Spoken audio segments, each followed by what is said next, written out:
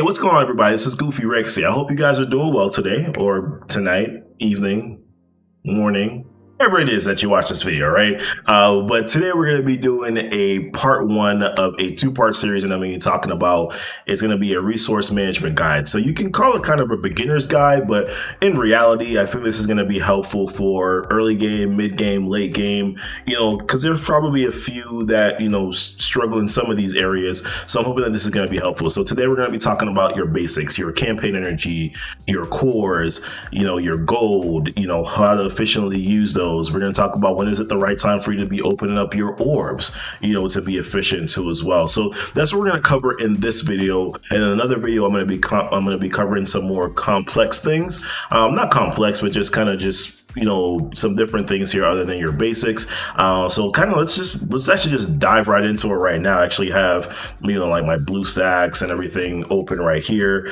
So I do have like my campaign energy. Yes, I do have 5 million gold, and I will tell you how I do manage my gold so that I'm able to, kind of never necessarily go really low. I've actually, in a while, I haven't been under 1 million gold in probably over 5 or 6 months now. So I've been able to efficiently manage my gold. But let's start off here actually with campaign energy, right? So with campaign energy, if you're new to the game and you don't know what that is, that's this right here. Campaign energy you use to beat different nodes. So the cost is different for each node. So right here you have, this is 10. For Black Widow, this is 20. You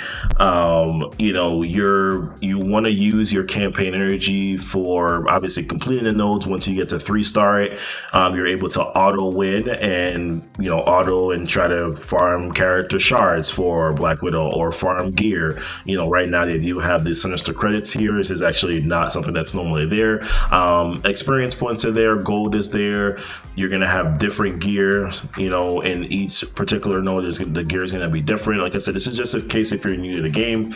Your T2 ability mats, which you use to upgrade character abilities, your training modules, which you use every single time you try to train a character, and of course basic orb fragments, which you can then, once you get a certain amount up to 2,000, you're able to then use it to open up a basic orb. So that's the quick rundown on campaign energy. Now, in terms of what you use a campaign, how to efficiently use your campaign energy, specifically, there's really kind of only two ways, right? Character gear, character shards.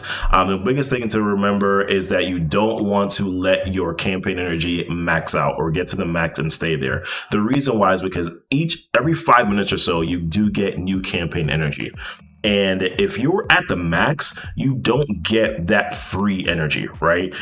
So you want to not allow yourself to get maxed out, because then you're going to kind of forfeit that free energy that you're going to get every minute. And you might be like, it's one free energy. And you might probably be like, yo, like that's really not a lot of energy at all, which is kind of true when you think about it that way. But if you're not going to be playing a game for about 2-3 hours or so, right, every minute you're going to be getting a campaign energy, so every hour, essentially, what are you getting? If I'm doing the math right, I'm not going to do the math, but you're going to get one campaign energy every 5 minutes. You don't want to give up on that. You want to make sure that you're using up your campaign energy. You're getting it low enough to where you can't use it anymore.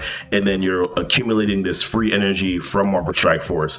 Obviously as well, you do have the option of using your cores to get more campaign energy also.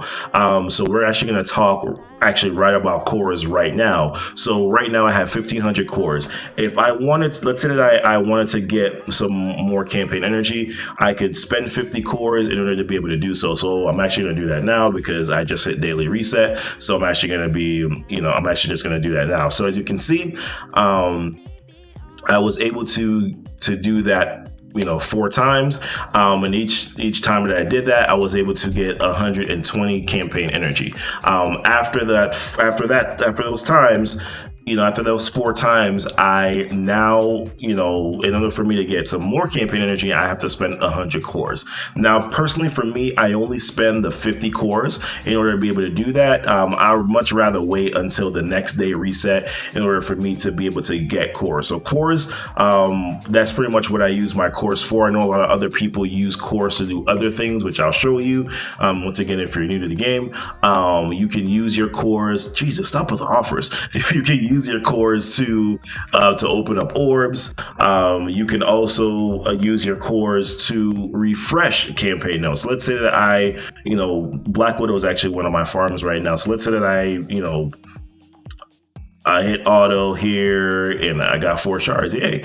And I hit auto again, but I'm like, man, I really need I really want to be able to get some more shards for her. I can actually refresh her node and I can go back again and try to auto and get some more shards for her. So I'm not going to do that right now. I typically only recommend for you to do that when you have characters that, let's say that you're, like, for instance, right now, the Doc Ock event is going on.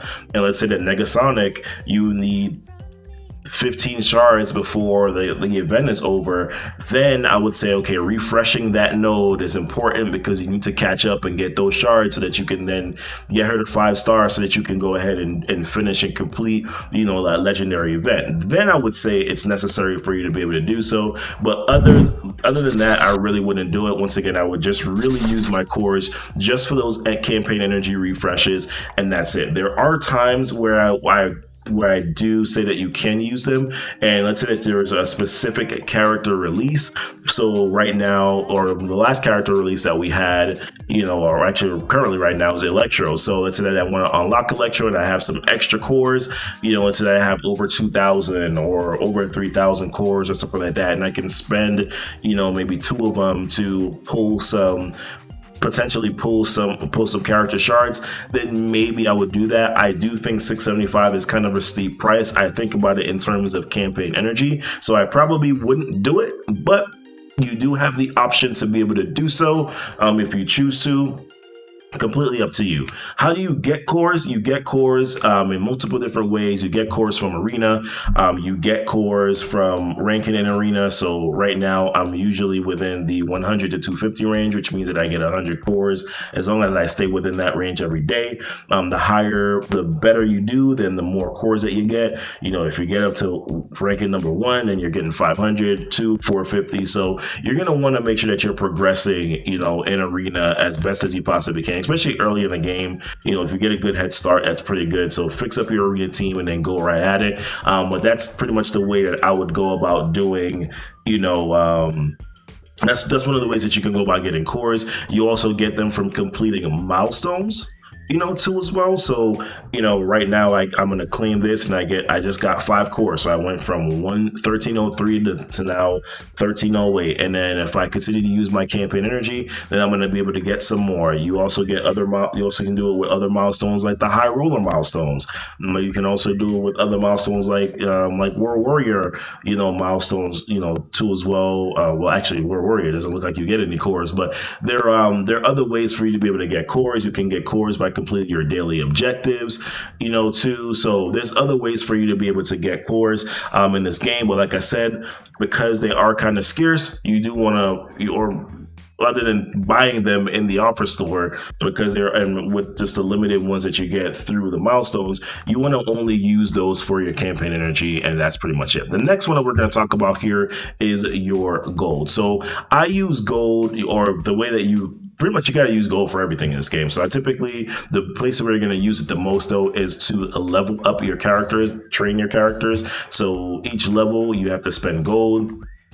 To equip gear, you have to spend gold. To equip abilities, you have to spend gold. If you want to rank up a character, once you get enough shards, you have to spend gold. There's also, store offers. tool as well. That you can buy here, so that costs gold. So there's a lot of areas in this game where you need to use gold, so you have to really be smart about how you use gold. Typically I try to only use gold, like a heavy amount of gold, on days when I know that I'm going to get the gold rush event, which happens 3 times a week. I know that I can get some gold, and I can get some gold orb fragments every now and again. If I max out on the medical supply, I can also get some gold, from there too as well. And then of course through your daily objectives, you also do, get a decent assortment. Well, I haven't reset right now, but you also can get some gold a little bit as well by accomplishing some of your daily objectives. So there's also another place where you can get some gold too as well. So, or buy offers in the store, which I don't do. I'm a cheap to play player, so I don't really buy a lot of offers, but that's one way that you can go about making sure that you're getting some gold. But how do you efficiently use your gold? When it comes to training up characters, I only train up one character at a time. Literally, that's it. I only train up one character at a time. If I'm working on a team of characters, I make sure that I do one at a time. I bring them up to a character progression point or stopping point. If you don't know what those are, there's actually a video that I'll link right up here that will tell you exactly what character progression points and how you should implement them. I implement character progression points, and then I also make sure, like I said, I'm pacing myself when it comes to how much gold I am spending. I plan things out. So right now I know that the reason why I haven't been spending a lot of gold recently is because I know that I want to get my symbiote Spider-Man to level 75, gear tier 14, which I'm close to being able to do right now because I've been planning out and farming gear before I do hit the equip all button. So therefore I'm planning things out in advance, making sure that I know how much gold I need to spend, and therefore I have kept a good amount of gold here so that I can then level up that character and move forward. And then of course, like I said, I also do a pretty good job of making sure that I keep other resources available, like orbs, which we'll talk about in a little bit later on too as well. Like I said, on your big gold spending days, I want to make sure that I'm getting the most gold that I possibly can. So the gold rush event, I know I'm going to get it. So I'll probably wait for a day like the gold rush event before I spend a lot of gold, because I know that I'm going to be able to get a decent amount of gold back. Sometimes the pluses, aren't as big as the delta, so you're going to lose gold. But obviously, like I said, it's about just planning things out and making sure that you're only working on one particular character at a time to maximize and be efficient when it comes to your roster in this game. So that's the way that I work through my gold. I also plan out, like I said, how I'm going to buy pieces in the store too as well. I buy them in bulks. So if I see this one 16k, then I typically don't buy it. By the way, 5 times 16 is gonna add up, right? So it's really the 80k is really not that much of a difference. Like it really, like I said, when you do the math on it, which I'm not a mathematician, but usually it shows up in the store at 16. If you buy 5 of them, it's still 80. But for me, just a mental thing, I just like to buy them in bulk. So I kind of just wait until I see them in bulk, and then I'll buy a certain gear like that in bulk. I don't buy ABCs. There's other ways in this game for you to get ABCs. 120k gold is way too steep for you to be able to buy ABCs. And also, the same thing with Catalyst in general. I don't buy Catalyst in the store. I only buy things like mini uniques. And you might say, I don't need mini uniques in the early part of the game. Yes, you do, because mini uniques are very rare. So make sure that you're buying mini uniques in the store. But once again, I plan those things out. I plan out my gold. I plan out where I need to spend it. So if the mini unique is in the store and I'm like, hey, you know what? I got other things that I need to do with my gold because I plan it out, I'm cool with that. That's how you should manage your gold efficiency in this game. One character at a time. Plan your thing out and make sure that it's going to work.